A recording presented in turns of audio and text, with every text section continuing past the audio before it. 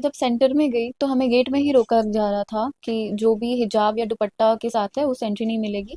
हिजाब दुपट्टा हटा करके एंट्री मिलेगी वहाँ। हायर एजुकेशन के लिए हिजाब जो है वो एक रुकावट बन रही है।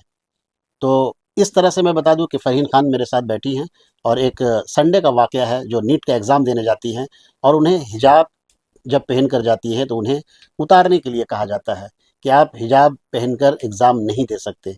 ये कैसा कानून है इस देश में?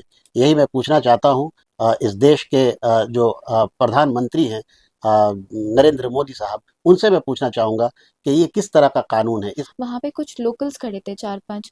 वो लोग जय श्री राम का नारा देने लगे, स्लोगन डाल रहे थे कॉम्युनल।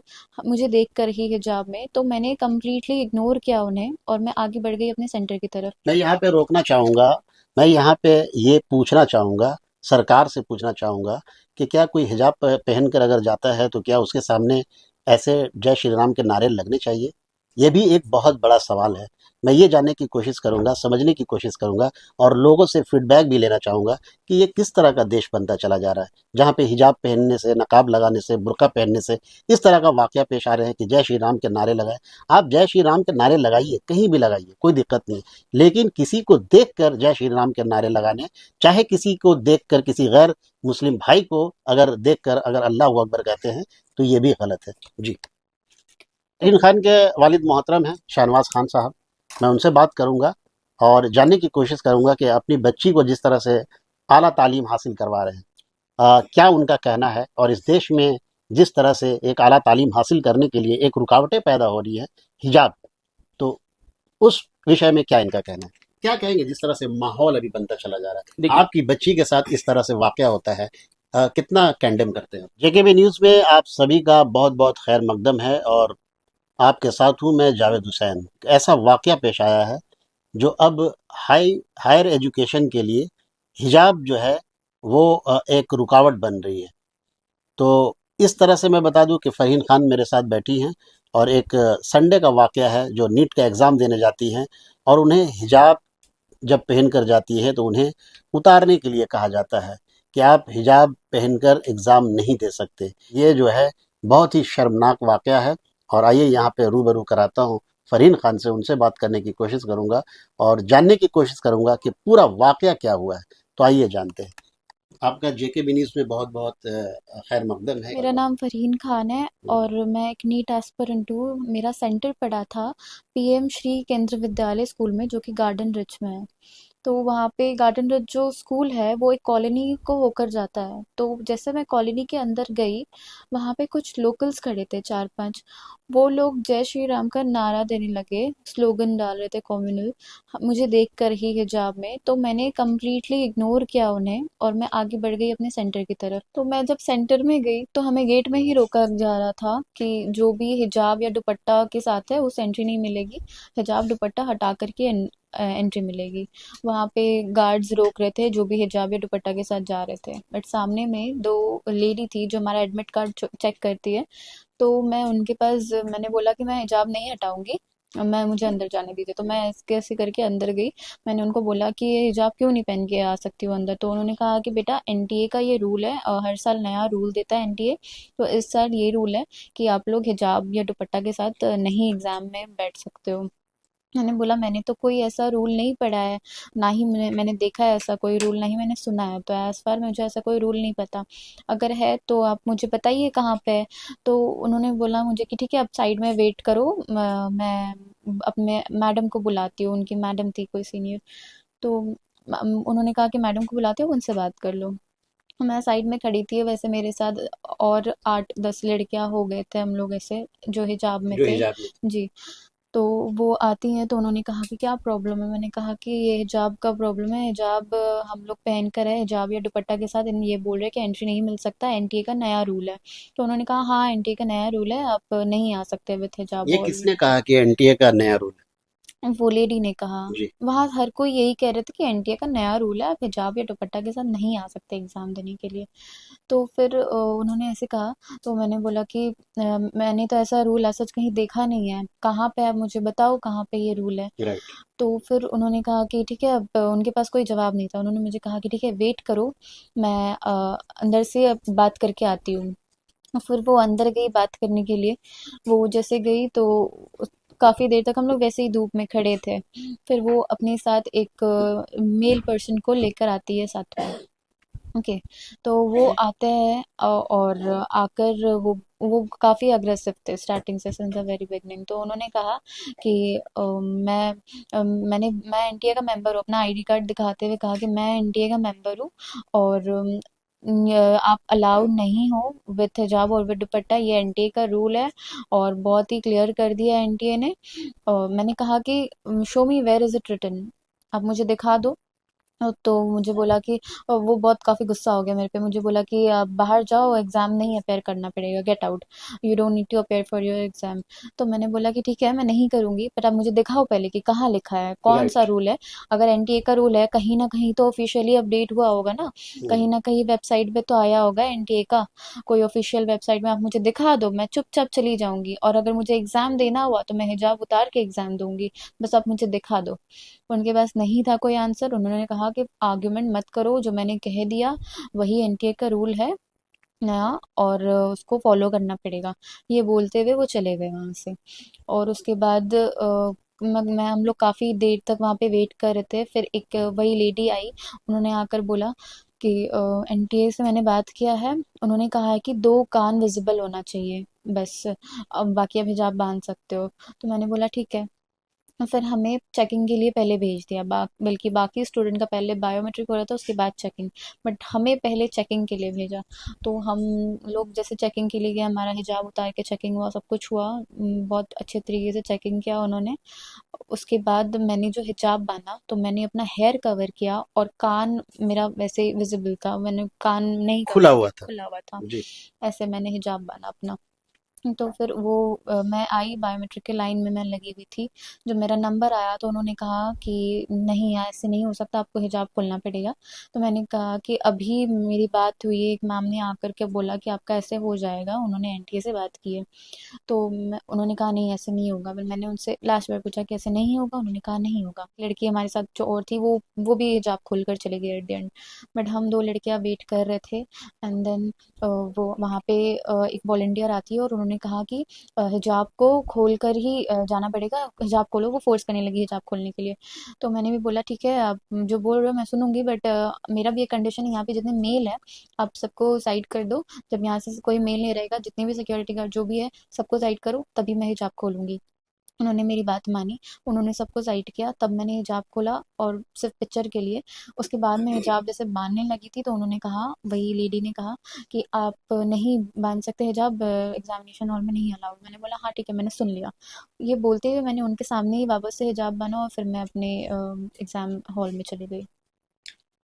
यहाँ पे ये देखना पड़ेगा कि जिस तरह से रूल एंड रेगुलेशन बनाया गया है, जिस जब नीट का एग्ज़ाम होता है, फॉर्म फिलअप होता है, तो क्या इस फॉर्म में जो है क्या कुछ क्राइटेरिया आता होगा जी कुछ जी। मार्क्स करने के लिए हम्म। कि उसमें हिजाब पहन सकते हैं, नहीं पहन सकते, ऐसा कुछ कॉलम था बुलेटिन क्या? नंबर 8 में भी लिखा है कि आप हुँ, पहन के जा सकते हो, हमारा जो फॉर्म है हुँ, उसके पेज नंबर 8 में लिखा है कि आप पहन के जा सकते हो, बट आपको 1 से 1.5 घंटे पहले विजिट करना पड़ेगा सेंटर में। जो कि मैं अपने टाइम से पहले ही मैं चली गई थी सेंटर पे, जैसे उसमें रूल्स में लिखा था। और मैंने उसमें भी किया था, रिलीजियस कस्टम में जो था कि अगर आप कोई कॉस्ट्यूम पहनकर आते हो तो आपको पहले विजिट करना पड़ेगा चेकिंग के लिए। तो उसके अकॉर्डिंग मैं चली गई थी। और मैं this was not my first attempt, मैंने पहले भी नीट एग्जाम दिया, मैं ऑलरेडी ड्रॉपर हूँ। तो मुझे पता है कि नीट में क्या, और पिछली बार भी मैंने दिया तो वैसे कोई प्रॉब्लम नहीं हुआ, यही इसी बार ऐसा प्रॉब्लम हुआ।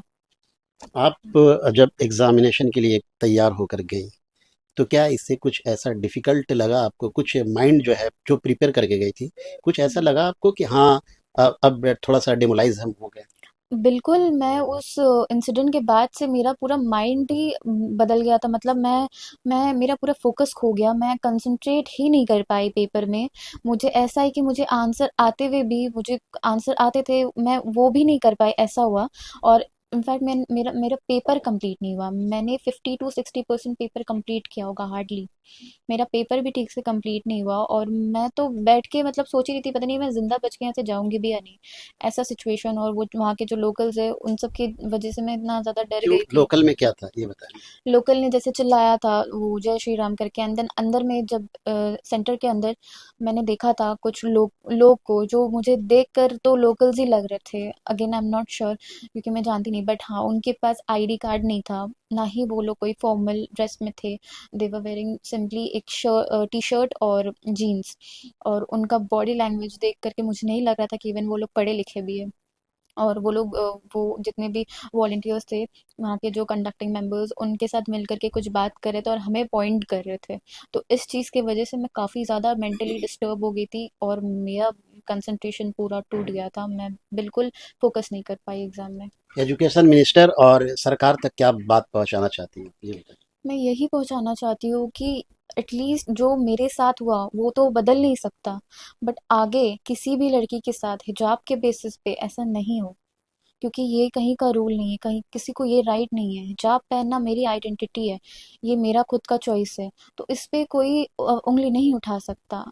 मैं मेरी आइडेंटिटी मैं मुस्लिम हूँ, यही हमारा this is how we are suppose to be. मैंने ये बात भी कही उन लोग के सामने कि we are Muslim, this is how we are suppose to be, but वो लोग नहीं सुने मेरी बात। इनफैक्ट सभी लोग ऑलमोस्ट सभी लोग वॉलंटियर्स में भी थी, वो लोग मुझे बहुत वियर्डली देख रहे थे।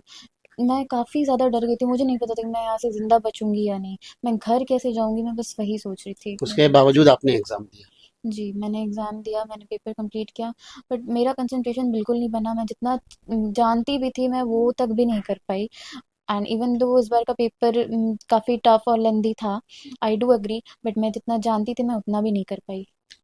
ये मेरे साथ फरहीन खान हैं। इनकी हिम्मत की दाद देनी होगी कि जिस तरह से उन्होंने सेंटर में फाइट किया और उसके बाद एग्ज़ाम दिया, ये काबिल तारीफ़ है और ये बहुत कम लोगों में पाया जाता है। ये बहादुर लड़की को सलाम है। और मैं यही कहूँगा, सरकार से भी यही निवेदन करूँगा, मैं अपील करूँगा कि इस तरह का जिस तरह से एक रुकावट ना बने। इस्लाम एक कल्चर है, वो सिखाता है हिजाब पहने। हालांकि ऐसा नहीं है कि पूरी तरह से नकाब पहनी हुई थी, एक सिर्फ चेहरे को ढकना, चेहरे का सिर्फ नाक आंख ये दिखे और बाल का ढकना, कान ढकना, ये कहाँ की बात है, समझ में नहीं आती है। तो इस पे गौर करने की ज़रूरत है। और सरकार से मैं यही यही कहूँगा कि इस पे जो है एनटीए का, जिस तरह से आपने बात किया, कोई रूल रेगुलेशन में नहीं है, कोई फॉर्म जब फिलअप होता है उसमें भी नहीं है कि आप हिजाब पहनकर नहीं दे सकते। तो ये बहुत बड़ी शर्मनाक बात है और इस पे जो है सरकार को ज़्यादा से ज़्यादा नज़र रखने की ज़रूरत है। ऐसे जो मुस्तकबिल है वो बिगड़ता जा रहा है। आज ये एग्ज़ाम पास करेंगी, कल डॉक्टर बनेंगी, ये पूरे देश में सेवा में लगी रहेंगी। फ़हीम खान के वालिद मोहतरम हैं शाहनवाज खान साहब। मैं उनसे बात करूंगा और जानने की कोशिश करूंगा कि अपनी बच्ची को जिस तरह से आला तालीम हासिल करवा रहे हैं, क्या उनका कहना है और इस देश में जिस तरह से एक आला तालीम हासिल करने के लिए एक रुकावटें पैदा हो रही है, हिजाब, तो उस विषय में क्या इनका कहना है। क्या कहेंगे जिस तरह से माहौल अभी बनता चला जा रहा है, देखिए आपकी बच्ची के साथ इस तरह से वाकया होता है, कितना कैंडम करते हैं। देखिए इसको तो मैं बहुत 100 टाइम कंडेम करता हूँ। और ये एक माहौल पूरे हिंदुस्तान में बना जा रहा है कि इससे पहले भी हम लोग देखे थे एक बार हिजाब को लेकर के वहाँ पे बेंगलोर में एक मुस्लिम लड़की को वहाँ से कॉलेज में एंट्री नहीं दिया जा रहा था। हम लोग समझ सकते थे कि चलो बंगाल बहुत सेफ है इस सब से। लेकिन आजकल देख रहे हैं कि जहाँ ये बंगाल में भी ऐसे एंटी सोशल सब आ गए हैं, पता नहीं दूसरे स्टेट से हैं ना क्या, ये लोग आकर के यहाँ पर ही भी जहाँ कोई मुसलमान को देख ले तो जय श्री राम का नारा करे। लेकिन आज अगर हमारे ये सेकुलर एक गवर्नमेंट है बंगाल में, टीएमसी का गवर्नमेंट सेकुलर गवर्नमेंट है जो इंडिया अलायंस का भी साथ में है। तो अगर यहाँ पे ऐसा होता है तो मैं यही चाहूंगा कि इन लोगों को सख्त से सख्त सजा दी जाए, खास करके वो अथॉरिटी वहां का स्कूल का जो उस दिन पूरे चार्ज में थे। उन लोग सिर्फ वर्बली बोल रहे थे कि रूल नकाब आपको हिजाब उतार के जाना होगा, इवन दुपट्टा तक उतार के जाना होगा। तो अगर कहीं रूल्स था तो उसको दिखाना था। राइट। उसके पास सर्कुलर ऑलरेडी आ सकता था या कोई वेबसाइट में लोड किया हुआ होगा। अगर हार्ड कॉपी नहीं था, सॉफ्ट कॉपी दिखा सकता था, वो कर सकता था। लेकिन वो लोग सिर्फ बोल रहा था, कुछ दिखा रहा था नहीं। और इसी करते करते मेरे बेटी का जो कॉन्सेंट्रेट था, एक बच्ची छोटी लड़की उस दिन इत्तेफाक से मैं कहीं इंपॉर्टेंट कुछ काम से गया होता, तो ज्यादा दूर नहीं मैं घर से, तो बोली कि पापा हम चले जाएंगे। और वो अकेली थी, तो इतना डर गई थी वो कि उस डर में वो जो पढ़ के गई थी सारा, उसका ध्यान से मतलब वो आते हुए भी वो कर नहीं पा रही थी। आपकी बेटी का कैरियर का कितना बड़ा नुकसान होने वाला है, ये बताएं। देखिए अभी तो नुकसान इतना बड़ा है कि एक साल उसका लॉस्ट हुआ, ये एक साल लॉस्ट हो गया, ये तो फिर के वापस आएगा नहीं। और इसकी वजह से वो जब हमको आके बोली, तो मैं अपने लॉयर से कंसल्ट करके ये जो मेल किए हैं, एप्लीकेशन जो डाले, जो कहाँ हादसा, कहाँ मेल किया आपने? हम एनटीए, नेशनल टेस्टिंग एजेंसी एक राइट। नंबर, और दूसरा चेयरपर्सन नेशनल मेडिकल कमीशन, और तीसरा किए हैं नेशनल कमीशन फॉर माइनॉरिटीज। हम्म। ये 3 जगह मैंने मतलब सारा जो है जो हुआ हादसा वो बताया, उनको मेल किया, और उनको हार्ड कॉपी भी मैंने कल पोस्ट किया हूँ स्पीड पोस्ट से। अब उनका क्या रिप्लाई आता है ये मुझे देखना है। और मैं यही चाहूंगा कि आने वाले दिनों में किसी भी लड़की के साथ, किसी के भी साथ, कोई भी लड़की हो लड़का हो कोई भी हो, मतलब उसके अगर रिलीजियस के ऊपर या कुछ उसके कॉस्ट्यूम के ऊपर ये करके अगर उसको रोका जाए, उसको मेंटली डिस्टर्ब किया जाए, तो ना हो। यही मैं गुजारिश करता हूँ, और यहाँ के सीएम और पुलिस और कमिश्नर से भी, डीजी से भी यही गुजारिश करूंगा कि ये मैटर को सीरियसली देखें। अ, इन्होंने कहा सेकुलर स्टेट है बंगाल, मानता हूँ सेकुलर स्टेट है, लेकिन जिस तरह से इस स्टेट में एक हिजाब को एग्जाम में बैठने नहीं दिया जा रहा है, तो ये सेकुलर कहाँ से दिखता है, ये आप बताएं। ये यहाँ का गवर्नमेंट को चाहिए, जैसे कि पुलिस, जब वहाँ पे महकमा पुलिस वहाँ पर थी, पुलिस को चाहिए था कि इस तरह का जो है रिसोल्व करे, इसको रिसोल्व करे। तो मैं यही कहना चाहूँगा इस स्टेट से भी कि इस पे सख्त से सख्त कार्रवाई की जाए। जिस तरह से अगर कहा गया है कि कोई रूल रेगुलेशन में नहीं है कि आप जो है हिजाब पहनकर जो है एग्ज़ाम नहीं दे सकते हैं, तो ये इस पे सख्त से सख्त सख्त कार्रवाई की जाए, यही हमारा अनुरोध है। और ऐसे बहादुर लड़की को जो है इसको सलाम करना चाहिए कि इतनी हिम्मत दिखाकर जो है अपने इस्लाम को बचाने के लिए, अपने हिजाब को बचाने के लिए इस तरह से जो है फाइट किए।